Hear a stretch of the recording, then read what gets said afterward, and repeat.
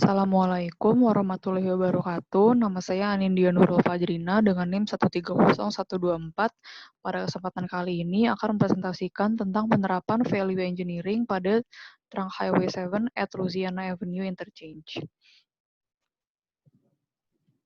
Isi dari presentasi saya kali ini adalah deskripsi dari proyek itu sendiri, lalu ada lingkup value engineering yang akan dilakukan, dan rekomendasi-rekomendasi yang dihasilkan oleh tim value engineer. Untuk deskripsi proyeknya, proyek yang diusulkan ini adalah untuk menggantikan persimpangan bersinyal sebidang yang ada di TH7 dan Louisiana Avenue dan digantikan dengan persimpangan tak sebidang. Proyek ini berlokasi di kota St. Louis Park, Minnesota, persimpangan TH7 dan Louisiana Avenue ini menempati peringkat tinggi di 200 simpang terpadat. Seiring berjalannya waktu, volume lalu lintas terus bertambah dan lalu lintas di sekitar persimpangan menjadi semakin padat. Dan dikhawatirkan dengan semakin padatnya lalu lintas akan menimbulkan risiko kecelakaan juga. Tujuan diadakannya proyek ini adalah untuk meningkatkan keamanan kendaraan, menjaga mobilitas atau kapasitas lalu lintas di masa depan, meningkatkan pergerakan berjalan kaki atau sepeda, dan mendorong pembangunan ekonomi. Lalu untuk lingkup value engineering-nya, sebelumnya analisis tools yang digunakan adalah cost model dan fast diagram. Cost model ini didasarkan dari biaya awal proyek. Di sini dapat dilihat item pekerjaan roadway memakan biaya sebesar $6.526.500 dengan persentase 33% dari keseluruhan biaya total. Diikuti dengan engineering total 20% of construction dengan persentase 17%, lalu contaminated soil removal and backfill 16%, bridge sebesar 13%, retaining wall sebesar 12%, muck excavation and backfill sebesar 7%, median barrier sebesar 2%, dan dewatering sebesar 1%. Sehingga total biaya dari cost model ini adalah $19.885.215.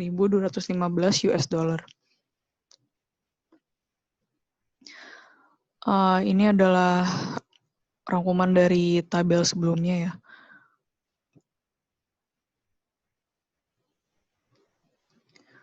Selanjutnya untuk fast diagram. Fast diagram ini adalah bentuk dari analisis fungsi. Jadi yang pertama adalah menganalisis fungsi-fungsi dasar dari proyek ini. Di sini dengan bentuk verb noun atau kata kerja dan kata benda agar lebih mudah. Ini adalah fast diagram yang dihasilkan dengan HW logic.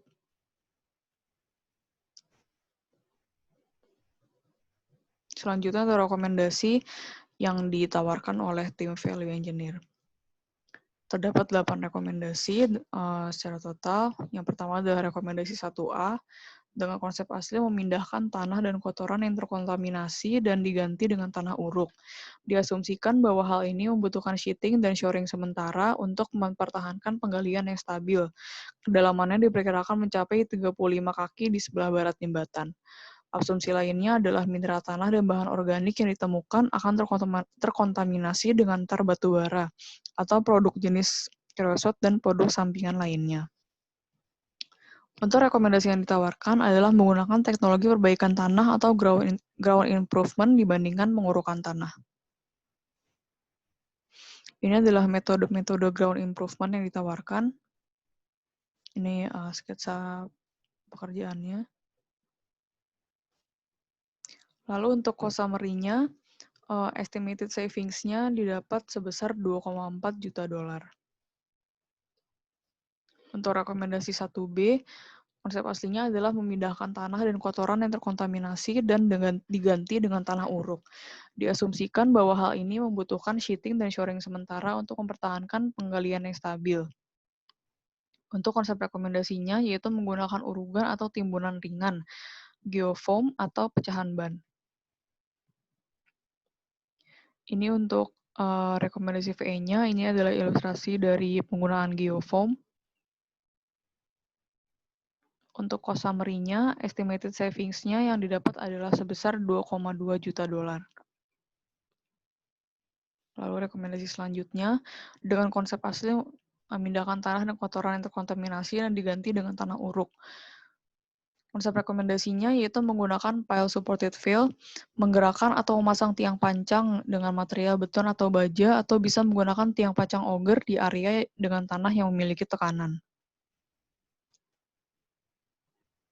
Nah, ini adalah gambaran dari rekomendasi VE-nya. Cost summary yang didapat adalah dengan estimated savings sebesar 2,5 juta dolar. Rekomendasi selanjutnya dengan konsep asli menggunakan dinding cantilever dengan material beton, cast in place atau cor di tempat. Sedangkan untuk rekomendasinya adalah mengganti beton cor di tempatnya dengan reinforced steepen slopes atau RSS. Ini adalah penggunaan RSS. Lalu untuk estimated savings yang didapatkan sebesar 1,1 juta dolar. Rekomendasi ketiga, dengan konsep asli, daerah dasar saat ini memiliki 2 jalur di setiap arah pada Louisiana Avenue di bawah jembatan TH7 yang menghubungkan bundaran utara, yaitu Walker Street, ke bundaran selatan, ke Lake Street. Nah, kedua bundaran ini memiliki 2 jalur. Untuk konsep rekomendasinya sendiri, Louisiana Avenue dan bundarannya dibangun hanya dengan 1 jalur setiap arah. Jumlah jalur dapat bertambah di masa depan ketika tingkat layanan turun. Ini adalah yang sebelah kiri adalah konsep awal dari proyek tersebut, dan yang di sebelah kanan adalah rekomendasi yang ditawarkan oleh tim VE. Untuk estimated savings yang didapatkan adalah sebesar 0,5 juta dolar. Rekomendasi selanjutnya, dengan konsep asli, opsi dasar menunjukkan median yang di Louisiana Avenue. Saat ini ada median di seluruh area proyek. Konsep rekomendasinya adalah agar median dihilangkan dari desain untuk memberikan jalan raya dengan suasana perumahan dan berpotensi untuk memberikan rasa tenang kepada pengendara. Ini adalah yang dilingkari lingkaran merah adalah median yang direncanakan akan dihilangkan. Untuk estimated savings yang didapatkan sendiri sebesar 0,1 juta dolar. Rekomendasi selanjutnya, dengan konsep asli, ide dasar menyediakan akses ke TH7 melalui jalur Button Hook Ramp yang terletak di timur laut dan kuadran barat daya. Semua lalu lintas masuk dan keluar diarahkan melalui persimpangan dengan jalan lokal, yaitu Lake Street dan Walker Street, yang kemudian terhubung ke Louisiana Avenue melalui bundaran. Konsep rekomendasinya menggunakan rencana dan profil yang sama dengan ide dasar untuk pembangunan TH7 dan Louisiana Avenue berbentuk Tight Urban Diamond Interchange atau TUDI. Ini adalah gambaran dari interchange yang direkomendasikan oleh tim VE.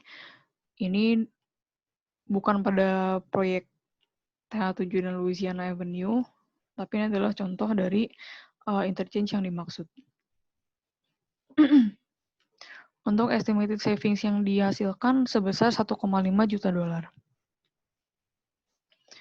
Rekomendasi selanjutnya, dengan konsep asli, 4 bundaran dibangun untuk mengakses lalu lintas TH7 ke atau dari Louisiana Avenue menggunakan Button Hook Interchange. 2 bundaran adalah Button Hook Interchange yang menerima lalu lintas tanjakan ke atau dari TH7 dan jalan bagian depan, yaitu Lake Street dan Walker Street. 2 bundaran dibangun di atas Louisiana dengan jalan bagian depan tersebut. Konsep rekomendasinya yaitu membangun persimpangan bundaran titik tunggal atau single point interchange dengan bundaran jalur tunggal dapat dikonversi mengakomodasi lalu lintas jalan ke atau dari TH7. Bundaran ini akan berada di Louisiana dan akan dibatasi oleh TH7. Bundaran satu lajur konvertibel masih akan dibangun di persimpangan Louisiana atau Lake dan Louisiana dan Lake dan Louisiana dan Walker. Ini adalah penggambaran dari rekomendasi VE-nya. Untuk estimated savings yang didapatkan sebesar 0,3 juta dolar. Dari ke-8 rekomendasi tersebut, total penghematan biaya yang didapatkan adalah 3,9 juta dolar sampai 5,1 juta dolar. Jadi dari ke-8 rekomendasi ini, karena ke-8-8-nya itu menghasilkan penghematan biaya yang lumayan signifikan, jadi dilakukan beberapa skenario, yaitu kombinasi dari beberapa rekomendasi ini agar didapatkan hasil penghematan yang maksimal. Lalu untuk peningkatan kinerjanya juga didapatkan penambahan sebesar 7% sampai 11%. Terima kasih atas perhatiannya. Wassalamualaikum warahmatullahi wabarakatuh.